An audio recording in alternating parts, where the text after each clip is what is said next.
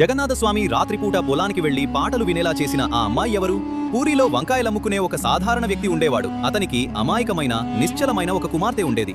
ఆమె హృదయం భక్తితో నిండి ఉండేది. ఆమెకు సంత్ జయదేవ గోస్వామి రచించిన గీత గోవిందంలోని పాటలు ఎంతగానో ఇష్టం. వాటిని ఆమె రాత్రింబవళ్లు పాడుకుంటూ ఉండేది.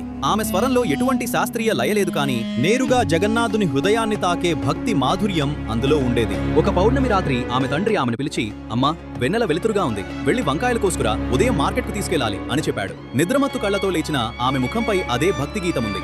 ఆమె పొలానికి చేరుకుని పాడుకుంటూ వంకాయలు కోయడం ప్రారంభించింది.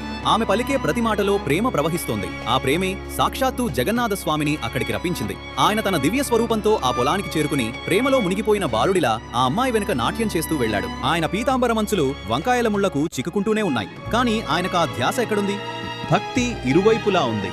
భక్తురాలు మరియు భగవంతుడు ఇద్దరూ ఒకరిలో ఒకరు లీనమైపోయారు. మరుసటి రోజు ఉదయం జగన్నాథ ఆలయ తలుపులు తెరిచినప్పుడు స్వామివారి కొత్త పీతాంబరం చిరిగిపోయి ఉండటం రాజు చూశాడు. పూజారి ఏదో మోసం చేశాడని భావించి ఆగ్రహించిన రాజు పూజారిని కారాగారంలో బంధించాడు. పాపమా పూజారి, ప్రభు, నేను నిర్దోషిని అని ఏడుస్తూనే ఉన్నాడు. అదే రాత్రి రాజుకు కలలో స్వయంగా జగన్నాథ స్వామి కనిపించి, రాజా, పూజారి నిర్దోషి. నేను నా భక్తురాలి పాట వినడానికి వెళ్ళినప్పుడు నా పీతాంబరం వంకాయ ముళ్లకు చిక్కుకుని చిరిగిపోయింది అని అన్నాడు. మరుసటి రోజు రాజు స్వయంగా ఆ పొలానికి వెళ్ళాడు. అక్కడ నిజంగానే పీతాంబరం యొక్క దారాలు ముళ్లకు చిక్కుకుని ఉన్నాయి. రాజు కళ్ల వెంబడి కన్నీళ్లు ప్రవహించాయి. అతను వెంటనే పూజారిని గౌరవంగా విడుదల చేశాడు. ఇకపై ప్రతిరోజు జగన్నాథ స్వామి ముందు గీత గోవిందం పారాయణం జరుగుతుందని రాజు ప్రతిజ్ఞ చేశాడు. ఆ రోజు నుండి జగన్నాథ ఆలయంలో మంగళహారతి సమయంలో జయదేవుని పదాలు మార్మోగడం ప్రారంభించాయి. కామెంట్స్ లో జై జగన్నాథ్ అని రాయండి.